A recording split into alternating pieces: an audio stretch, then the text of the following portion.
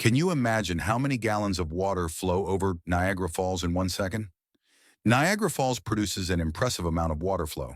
On average, about 750,000 gallons, or 2,800 cubic meters, of water per second flows over the falls.